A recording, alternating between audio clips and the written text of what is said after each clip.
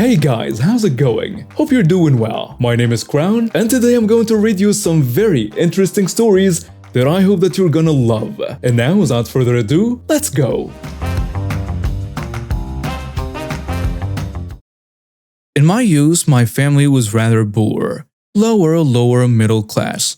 My dad, who could not read or write, worked a graveyard shift at a creamery. My mother, a housewife, was very active in PTA and other community activities. My dad's job paid the bills and put stable foods on the table, but left no room for comfort expenses. As soon as I was old enough, I got a paper route. The monthly funds went towards padding our family budget. One simple joy we took pleasure in was once a month, we would splurge on a quiet salad and pizza dinner at the local Pizza Hut. This story takes place in 1987, 1988 there-ish. I was about 14 at the time. We arrived one Sunday afternoon at the local pizza parlor. We went in, we sat down at our regular table, and we waited for the waitress to come take our order. We talked, we waited, and we cracked jokes, and waited some more. We started to realize something was not quite right after 10 to 15 minutes. We had heard the phone ring a few times, but other than that, there was none of the usual sounds of bustling workers in the kitchen area. Curious, I slid out of the bench and approached the cashier's counter. Looking around in the back area, I could not see a living soul. "Hello?" I called out. Nothing. "Anybody back there?" Again, no response. Now I was feeling that distinct edgy feeling one gets while watching a horror movie. I returned to my parents and informed them what I had discovered. Or should I say, lack of discovery. "Check the restrooms," my dad suggested. My mom agreed. She checked the women's room while Dad checked the men's. No one. Now we're all very concerned, and more than a little frightened. We had heard on TV and in newspaper stories how sometimes a robbery goes bad and it was only discovered when employee bodies were found. "Call the police?" Mom suggested, pointing at the phone on the wall, which chose at very moment to ring out loud, making all of us jump in fright. "The freezer," I said over the ringing phone. "What?" Mom asked. "The freezer. In horror movies, that's where the bodies are always at, right?"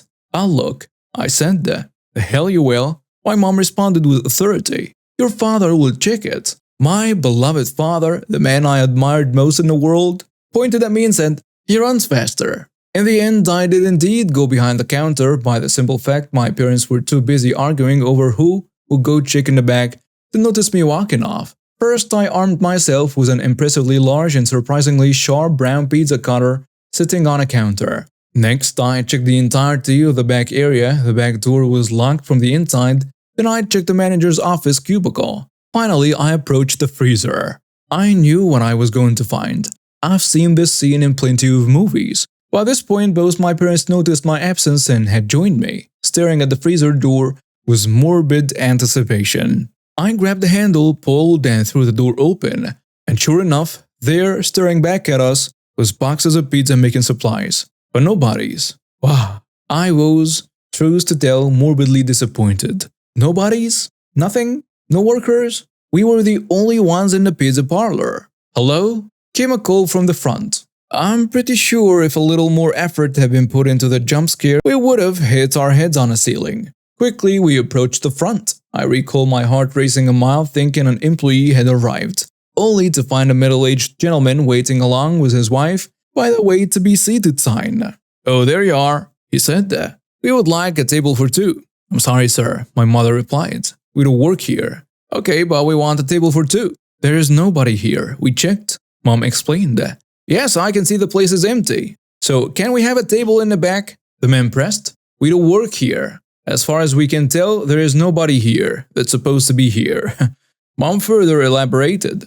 "So, where can we sit?" "Oh, just find a place to park your butts. The place is empty." My dad butted in. My father, bluntly honest and always absurdly practical. "Honey, just call the police. Let them know what we found." With that decided, my dad scuttled off to the salad bar. Let it be known, my father was never one to let an opportunity for a meal go to waste. It took over an hour for a police officer to arrive. The reason it took so long, as the officer would explain later, was that dispatch had downgraded our call to non-emergency status. During the wait, however, we had to deal with a few things. "Waiter, we would like menus, please." My dad, being the helpful sort, with a decidedly odd sense of humor, Give the couple menus. 1 sweet tea and 1 unsweet with lemon please.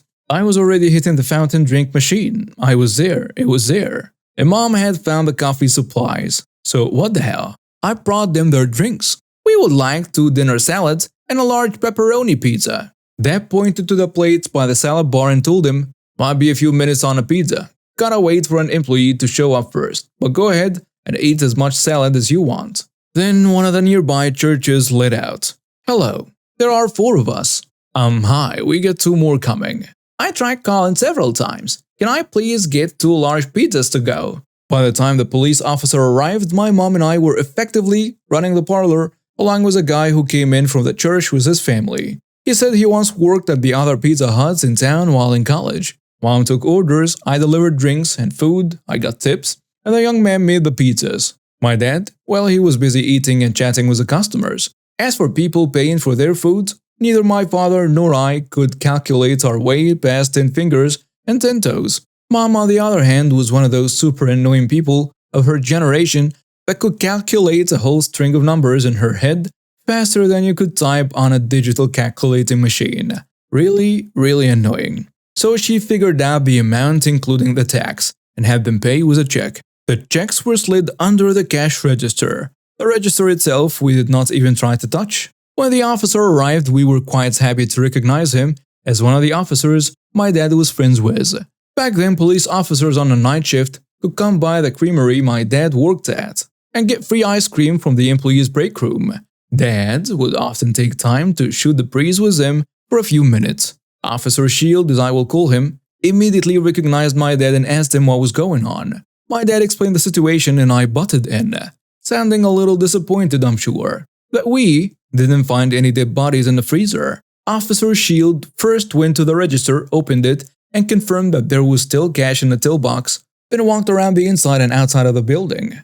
No signs whatsoever of any kind of disturbance. He called it in and waited for order from higher up. In the meantime, never let it be said that police officer is willing to pass up an opportunity for free food. 20-30 minutes later, I can't recall, but eventually he got a call back telling him to lock up the place.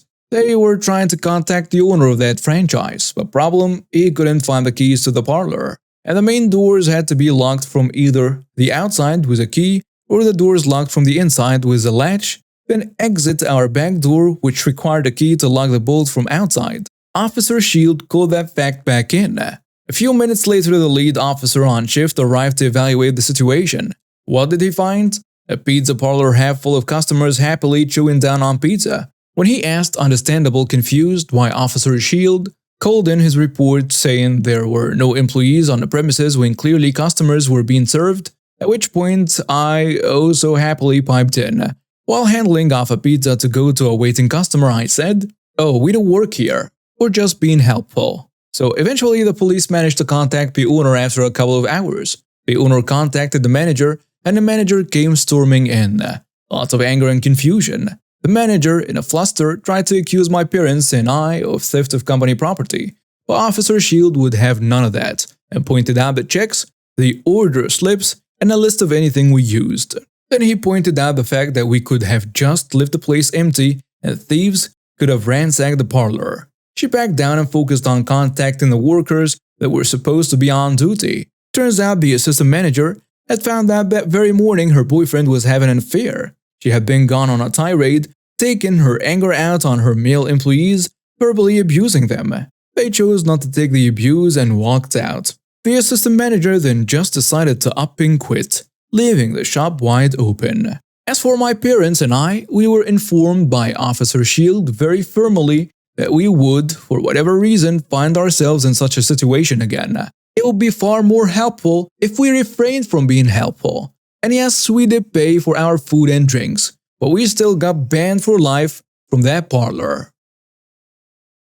I saw a post on here from about a year ago about how a guy reinforced his mailbox to stop his neighbor from running it over, and it reminded me of something my dad did to our jerk neighbors years ago. When I was little, our next door neighbors were the biggest jerks. They constantly messed with us, insulted us, threw garbage on our house and so on. One thing they used to do was knock over these wooden poles we had in our grass, the part that separates our houses, with a bumper of their SUV, and drive through our grass to get to their driveway. And when my dad would confront them, they would always tell us off and say, "Sue me." This happened a lot, and my dad waited till they were gone on vacation and dug all the poles out, then made the holes really big and proceeded to fill them with big bags of concrete. Then he put new, longer poles and the grass back and waited. Well, when they got back, it wasn't but a few days later that we heard a bang and went outside and saw the back of their SUV all jacked up. Our neighbor proceeded to lose his crap, saying my dad had to pay for the damage, and my dad just smiled and said, "Sue me," and walked back inside. I'm a college student and I desperately needed to find us a place for this past spring and summer. So I ended up finding one at a pretty nice apartment complex in my city. The guy, we will call him Bob, seemed cool and we had a mutual friend. Everything went great. However, Bob wants to do the sublease under the table, without the office getting involved. Okay, no worries, I've done this before. It's a 4x4 with 3 other male roommates. This is important for later. I have a 2-year hound mix. She's a great dog, but she gets terrible anxiety during thunderstorms. One day, I'm at work and we have probably the biggest thunderstorm we've had this year. She flips out and tears up the edges of the carpet to my room. My dad has a guy who came and did an estimate of the damages. Told me it would cost between $200 and $400 to recarpet the room. Cool, no problem. I can afford that. Bob sees the damages and I tell him I will cover all the damages caused by her. Anyways, I moved out in July. A month passes and I'm on vacation with my family, and this jerk Bob decides to call my dad and mom repeatedly. Then his mom calls them. I have no idea how they got my parents' numbers. They tell my parents that the apartment complex is charging them $4,000 to carpet a 10x10 room.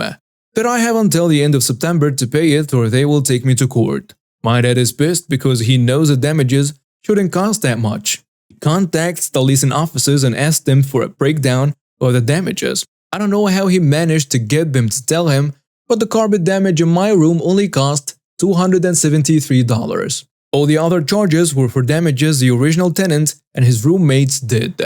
So we contact Bob, and he's saying that the other 3 roommates were supporting his claim that my dog had caused all the damages in the house. Firstly, can someone please explain to me how it's my dog's fault that they caused a bottle of wine to explode on the ceiling of the kitchen? Or how she managed to destroy the dishwasher? Or one of the guy's bathtubs? My mom calls her lawyer. My parents, the lawyer, and me have a little bow wow, and I never signed any document making me an official resident of the apartment. Therefore, I wasn't liable for any damages whatsoever. However, because I'm not a jerk, I was still willing to pay for the carpet damage. We contact Bob and he refuses the offer of payment.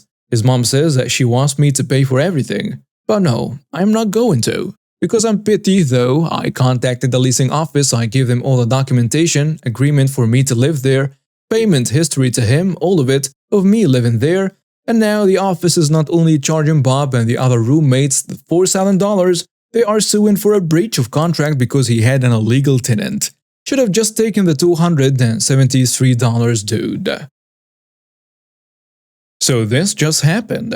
I, 38 female, have worked different retail and customer service jobs most of my life, and I've dealt with my share of entitled customers at work. I've even been mistaken as an employee at a bunch of stores, but this was my first confrontational experience as a customer. My daughter and I were at Wally World getting dog food and a couple last-minute ingredients for dinner. I'm loading a large bag of dog food while trying to keep a toddler entertained when it happened. An entitled Karen appeared, obnoxiously pink outfit, fake, gaudy jewelry, badly dyed hair and nails long enough to make a tiger jealous. I didn't even know she was there until I felt a sharp jab in the shoulder with those nails. I turned around to an expression that could curdle milk. I say yes. Load 4 bags of dog food in my cart, she demanded, pointing at the 40-pound bag I just loaded into my cart. No please, no polite would/could you, just a terse order like she was talking to someone so beneath her that she couldn't be bothered saying anything else. I wasn't even slightly resembling a worker since I was wearing jeans, sneakers, and a black hoodie from a local haunted house, not to mention my daughter in the cart next to me. Still, I wasn't in a rush and my daughter wasn't being fussy. If Karen had asked nicely, I would have gladly helped. I've done that a bunch of times before and have always been glad to help, so long as I got a please and a thank you from the person I'm helping. Instead, I just said, "I don't work here, I'm shopping." I was hoping that being direct and staying close to my daughter would show that I was busy. But no, her lip curled even harder and sounded insulted when she said, "So you're not going to help me?" I just said no. I need to finish my shopping. Not wanting to risk getting caught up in one of those many "I don't work here" lady stories that I read about, I grabbed my cart with my daughter and started walking away. I just wanted to get us away from that situation as soon as possible. That was my mistake. Never turn your back on a rabid animal. I barely registered Karen's indignant huff before she grabbed me by the hood of my sweater and yanked it. This freaked me out from suddenly being choked. I'm someone that's been trained in self-defense, martial arts, and was raised around a bunch of bikers. If maternal instincts weren't telling me to get my daughter out of danger, I probably would have done a lot more damage to the woman than I did. I swung my arm back as hard as I could to force her to let go. I made contact with something hard enough that she let go with a yelp, and I hightailed it to the front of the store to report what happened. The employees, manager, and security were on their game and immediately went looking for Karen as soon as I told them what happened and gave a description. Unfortunately, Karen was gone by the time they went looking for her. The manager still contacted the police and a report was filed. I definitely wanted to press charges if I could. According to security, after I hit the woman's bracelet-covered wrist with my closed fist and ran off, she looked really upset and insulted. But then she got an "oh crap" look. She started looking around until she looked directly at a camera. Karen then grabbed her purse and sprinted out of the store, leaving her cart and groceries behind. Guess she wasn't a complete idiot after all and realized how badly she messed up. The manager promised to keep an eye out for her, and the police said they would contact me if needed. My hand got bruised from how hard I hit her, and she left a line on my neck from trying to choke me. My daughter had no idea that anything bad happened. She was giggling when I was running her and the car to the front. The next day, I got a call from the officer I talked to. Either Karen grew a conscience or someone forced her to turn herself in. She showed up at the police station the next day looking like a scolded puppy when she got there. Officer's description. Officer asked if I was still wanted to press charges and said she'd likely get probation or community service. I told him that I did still want to. Part of me wonders, did she actually feel bad? Did her husband/wife or whatever ask her why she didn't have the dog food or force her to confess? Or did she come in so she wouldn't be arrested and get a lighter sentence? I don't know. I'm just surprised that she did. And now we have reached the end of today's stories. Thank you for watching and see you next time.